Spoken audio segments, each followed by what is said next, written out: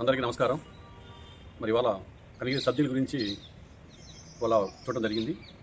మరి Kanigiri sub jail చాలా పురాతనమయ్యి ఉండి చాలా చరిత్రాత్మకమైన సబ్ జైలు ఇది. ఎందుకంటే మరి గతంలో నేను వినడంలో, నేను తెలుసుకోవడంలో మరి దర్శి, పొదిలి, ఉదయగిరి, కనిగిరి, కందుకూరు 5 నియోజకవర్గాలకు sub jail Kanigiri sub jail ఉండేది. మరి ఈ సబ్ జైలు మరి గతంలో పురాతనమై ఉండి సిద్ధావసర సమయంలో గత ప్రభుత్వంలో కొంత డబ్బును మంజూరు చేశారు. మరి సబ్ జైలు నిర్మాణం జరిగింది. కానీ నిధుల కొరత వలన నిర్మాణం మధ్య ఆగిపోవడం జరిగింది.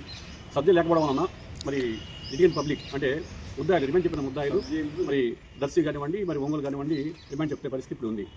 ఈ రిమాండ్ చెప్పడం వల్ల ఏంటంటే పోలీసు వారికి కొంచెం ఇబ్బందికర పరిస్థితి. అంటే కనిగిరిలో రిమాండ్ చెప్తే వెంటనే జైలు కప్పు చెప్తే వాళ్ళకి చాలా సులువుగా ఉంటుంది.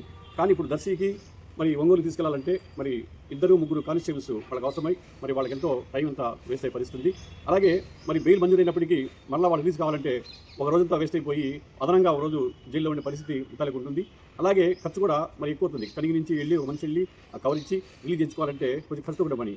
ఇవన్నీ సమస్యలు తీరాలంటే ప్రభుత్వం వెంటనే సరిపడా మరి మిగతా కొరవ పని వాటికి సరిపడా నిధులు మంజూరు చేసి మరి కాంపౌండ్ వాళ్ళు కానివ్వండి కొంచెం ఉన్న కొరవ పనులు కానీ పూర్తి చేస్తే మరి త్వరలో సబ్ జైలు ప్రారంభించుకుంటే సమస్యని పరిష్కారం అవుతాయి. మరి సంబంధించి ఆల్రెడీ 2-3 సార్లు నేను డీజీ గారికి లెటర్స్ కూడా ఇచ్చాము. మరి ఎమ్మెల్యే గారి దృష్టిలో ఉంది. ఎమ్మెల్యే గారు కూడా డీజీ గారికి లెటర్ పంపించాలని తెలిసింది. కానీ అధికారులు వెంటనే స్పందించి మరి త్వరగా దాదాపు మొత్తం పని పూర్తి అయిపోయింది. మరి కాంపౌండ్ వాళ్ళు కొంచెం చిన్న పనులు పెండింగ్ ఉన్నాయి. మరి దానికి సంబంధించి అధికారులు వెంటనే దీనిపై దృష్టి పెట్టి మరి నిధులు మంజూరు చేసి త్వరగా నిర్మాణం పూర్తి చేయాలని చెప్పేసి నేను ప్రభుత్వాన్ని కోరుతున్నాను.